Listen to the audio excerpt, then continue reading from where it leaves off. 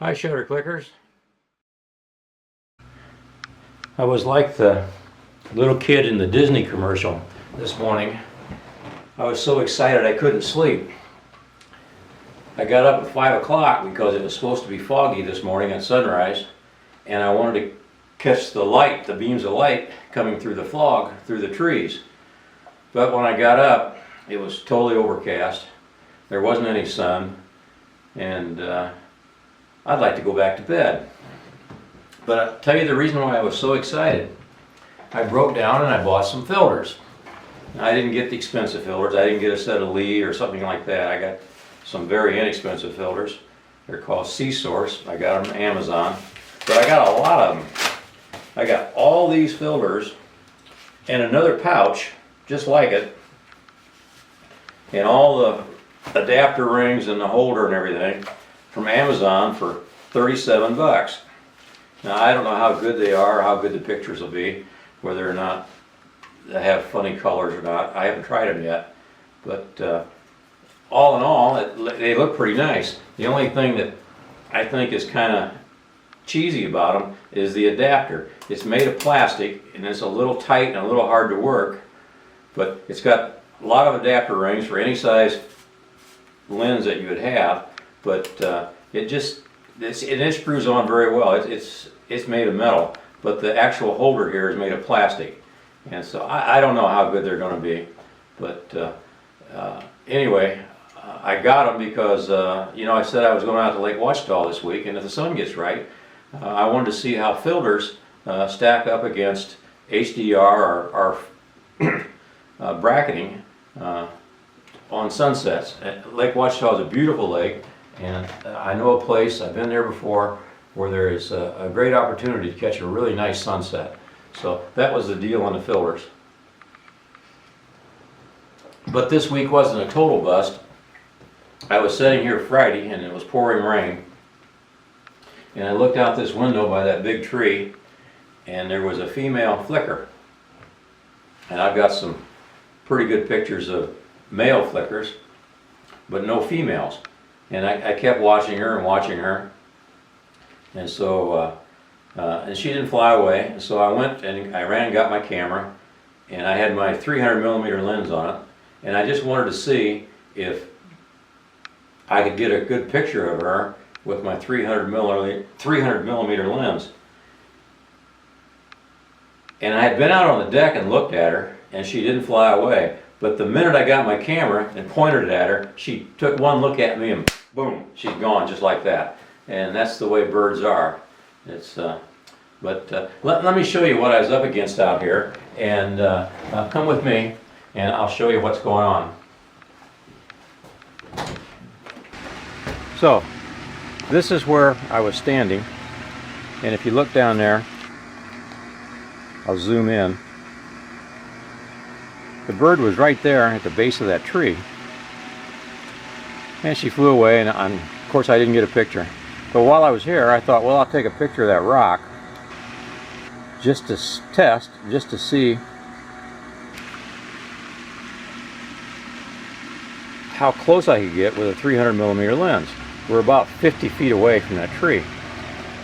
But while I was looking, I noticed down there that the light was kind of moving on the ground.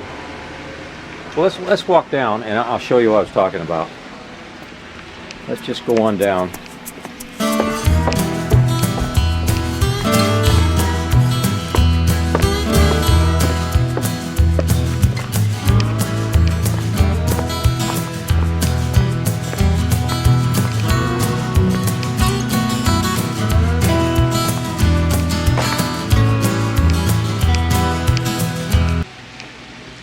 I was standing right here and I was watching the light move across the grass and into this little rock garden here,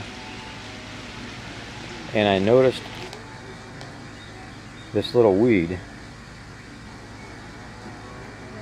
and the light was moving across that rock and moving up towards this little weed, and I thought, well, I'll just try to see what kind of a picture I can get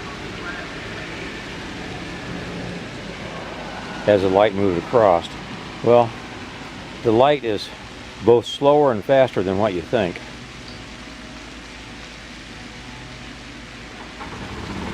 Sorry for the interruption. My battery went dead. So anyway, as I was saying, the light moves slower and faster than you think. It moves slow to get where you want it to be, but when you gets there, it moves so fast that you got to really be ready. So it took me about a half hour to take this picture, but the actual shooting of the pictures lasted about 30 seconds. I took my first picture and there wasn't enough light on the little green plant, or weed actually, and I took my second picture and it was just right, and by the time I got through looking at the second picture and shooting a third picture, boy, there was too much light on it.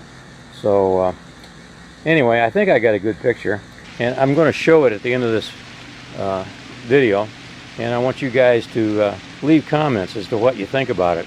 Is it a good picture? Was it good composition? Was the light right? More important, it was all about the light. So was the light right when I shot the picture? And I did one other picture at that same time. Let's walk around and I'll show you what I was doing around the side of the house here.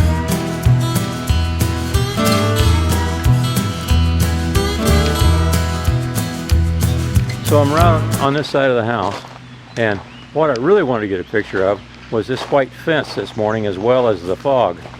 And I've taken this fence before, and if you look on my home page, my channel page, you'll see a picture of that fence as it runs across the back of the yard here. But every time I take a picture,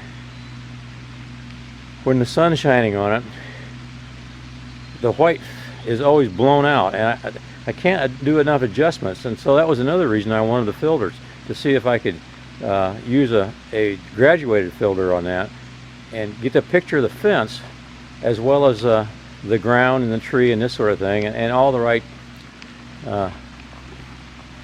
with all the right light on it. But anyway, as I was walking back here to take a look, I noticed up here in the trees it had just stopped raining.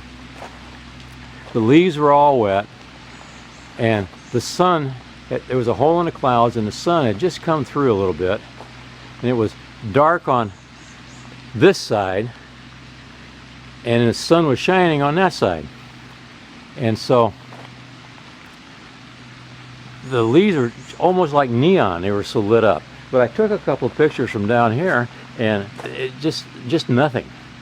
So what I did was I wanted to get a different perspective. So what I did was I went up on the house, and I went out that window, got up high enough there, and got out that window, opened it up, took the screen off, and I shot a picture kind of looking down on the leaves, and I think I got a pretty nice shot. Again, it was all about the light. It wasn't so much about the what was in the picture, but it was all about the light. And that one also I'll show you at the end of the video, and you decide whether the picture has any kind of uniqueness to it at all, and if I caught the light right to make a decent shot. So what was in the composition isn't so exciting, but the composition itself may be something that's, you know, you don't want to make a 14 by 20, but it's something just to have that looks nice to look at. So anyway, you write your comments below, and be sure to subscribe. Let me know what you think of my pictures, and subscribe. And the reason I'm asking you to subscribe is, first of all, when I make new videos, you'll get a notification that I made a new video, and second of all, I've got to have 100 subscribers before I can move to the next level. Now, I'm not sure what the next level is, but it has something to do with making it easier to find my channel on YouTube. So I really need your support in that. I'm not making any money on this. It's all about just having some fun and let you know what's going on here in Arkansas. So in the meantime, keep that shutter clicking.